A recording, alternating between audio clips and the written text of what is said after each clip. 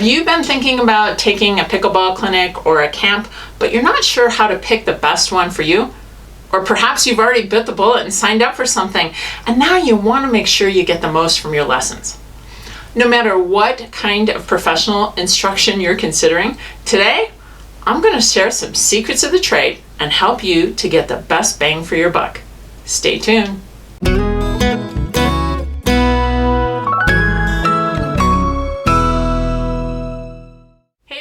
It's CJ Johnson and welcome to Better Pickleball. This channel is dedicated to pickleball instruction, gear, and fitness advice, all designed for the player who's over 50. Make sure to subscribe to this channel by hitting the button on the left and then the bell to be notified when I post a new video every Saturday. A few years ago, you would be lucky to find qualified pickleball instruction.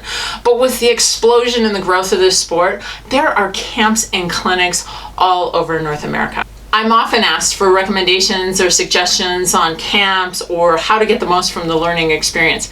And today, I'm going to share with you my top suggestions on how to get the most from your pickleball camps or clinics.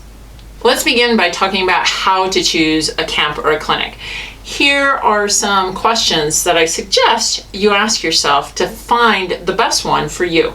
The first question to ask yourself is, why do you want to take instruction? What are your specific goals? Do you want to become a better player? Do you want to find more people in your area who play? Perhaps you're prepping for a tournament. Maybe it's just a vacation. Asking yourself the right questions beforehand will help you to pick the best camp or clinic. As an example, a pickleball cruise sounds like a lot of fun, but playing on the high seas can be variable.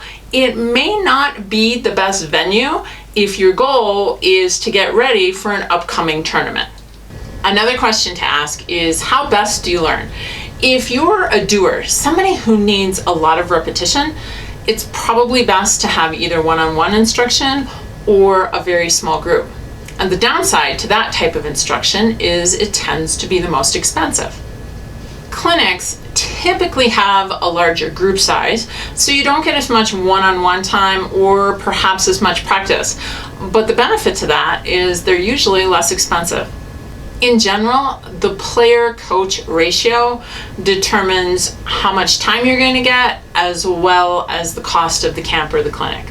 Another consideration is online or video coaching. It's been said that a picture, or in this case a video, is worth 1,000 words. Online coaching can be very effective and it eliminates a lot of expenses because there's no need to travel. Comment down below if you've attended a camp or a clinic and what type of questions you ask yourself to get the best fit for you. Another consideration is, what's your fitness level? How many days is the camp? How long are the days? How much instruction? If you're not fit, longer is definitely not better. You'll be much better off with shorter sessions so that you have the ability to focus on making changes and incorporating the habits that you're learning. Another consideration is weather. Arizona or Florida sound great, especially if you live in a northern climate, but are you going to be able to adapt to the heat and physically perform? Is there a combination of both play and instruction? From a learning standpoint, I think both are necessary, but it can make for a really long day. Another consideration is, what's the coach's background? A few years ago, I was working with Laura Fenton-Cavanda, and she said something that was completely opposite of what I had learned during a clinic with one of the country's top under 40 players. Knowing that when the mind is confused, the body doesn't perform, I took Laura aside and I asked her about it. As we discussed it, it was obvious that that coach wasn't wrong. It was just that having a body that was over 50 required me to do certain things differently. The minute I adapted some of the things that Laura told me, the more proficient I got at the movement that I was trying to accomplish. Great coaches are versatile. They understand how a person learns and they can easily identify their physical capabilities. Then they have the ability to adapt their teaching style or their bag of tricks to help that student learn and to perform the best. Not all great players are great coaches. Think of it this way. If a beginner arrived at the pickleball court never having held a paddle before, and they walked out with a coach who now started talking about strategy, it would be a total disconnect. Make sure that you pick a coach who's comfortable and versatile, coaching your age as well as your ability. Chances are you haven't gotten past 50 without having a little bit of self-knowledge, and you probably understand what's a good learning experience for you. Make sure that you convey that to the coach, because a great coach cannot read minds. Now, that doesn't give you license to dominate a small group conversation with your questions or getting what you need. It's not a one-on-one experience in that type of situation. Take some time and ask those questions in appropriate manner. It may be on the court, it may be during a break, it may be afterwards. There have been times where I've been in clinics with different sports where the instructor needed to move on to another subject, but I needed some more practice time. So I broke away from the group and went and did the things I needed to do to reinforce my own learning. Take control of your learning situation without dominating the entire teaching situation. You probably aren't going to be surprised if I tell you that the average person forgets 50% of what they've learned in the last hour. So what can you do to stop that brain drain in a pickleball clinic? My favorite solution is to write it down. Perhaps the coach has handouts. I'm a big advocate for notebooks. There's a neurological connection between the act of writing and the art of remembering, and it's been a very useful tool for me for a long period of time.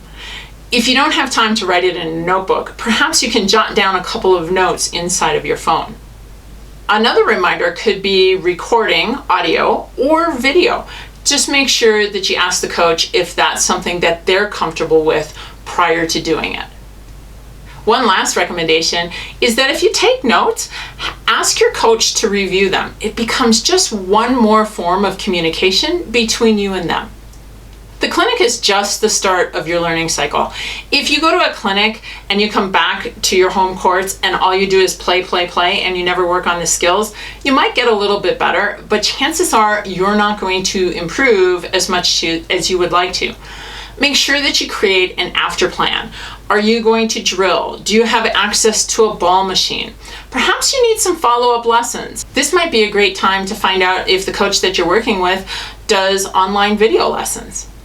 The bottom line is this: don't let your knowledge go to waste. Put a plan in place so that when you get home, you'll get into action right away to start improving those skills.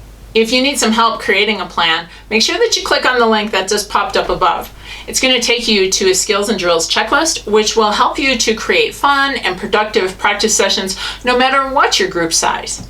If you got value from this video, make sure that you give it a thumbs up and that you share it with your pickleball playing friends, because together we can train smart, live bold, and age well.